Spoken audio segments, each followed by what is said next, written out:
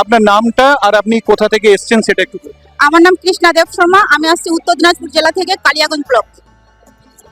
দিদি, আপনার কাছে আমি দেখতে পাচ্ছি কিছু চাল আছে, তো এই চালগুলো সম্বন্ধে যদি একটু কিছু বলেন।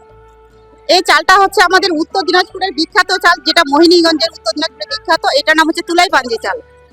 এটা আমন ধানের সিজনে এটা চাষ করা হয়, শ্রাবণ ভাদ্র মাসে চাষ করা হয়।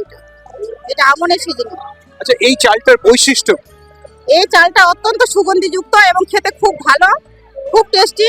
আর এটা সব জায়গায় পাওয়া যায় না, আমাদের একমাত্র উত্তর দিনাজপুরে, সেই জন্য এটা বিখ্যাত। ধরেন যে এটা উত্তর দিনাজপুরেই এটা তৈরি হয়, যেটা হয়তো ভারতবর্ষে আর কোথাও এই চালটা পাওয়া যায় না। আচ্ছা, আর আমি দেখতে পাচ্ছি আরো কিছু আপনার কাছে আছে, যেমন এটা একটা জুটের কিছু একটা প্রোডাক্ট আছে, এইগুলো সম্বন্ধে একটু যদি বলেন।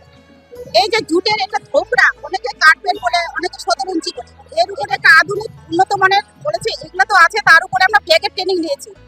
সেই ট্রেনিংটার জন্য আমরা কলকাতায় আসলাম, আবার একটা ব্যাগও আছে আমার কিছু। তো এই ট্রেনিংটা আপনি করেছিলেন? হ্যাঁ, এই ট্রেনিংটা করেছি, ব্যাগের ট্রেনিংটা করেছি। মাননীয় মুখ্যমন্ত্রীর একটা উদ্দেশ্য যে সকল মহিলারা যারা নিজেদের পায়ে দাঁড়াক এবং স্বনির্ভর হোক, সেটা কতখানি সম্ভব হয়েছে?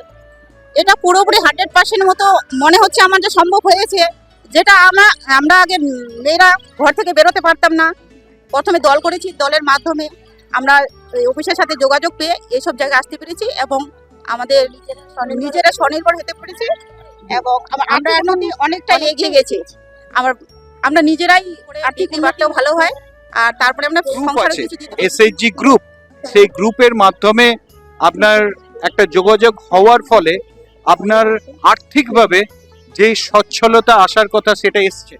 হ্যাঁ, অবশ্যই এসেছে। আমাদের শেরগ্রাম নেতাজি স্বনির্ভর মহিলা দল উত্তর দিনাজপুর কালিয়াগঞ্জ ব্লক এসেছে।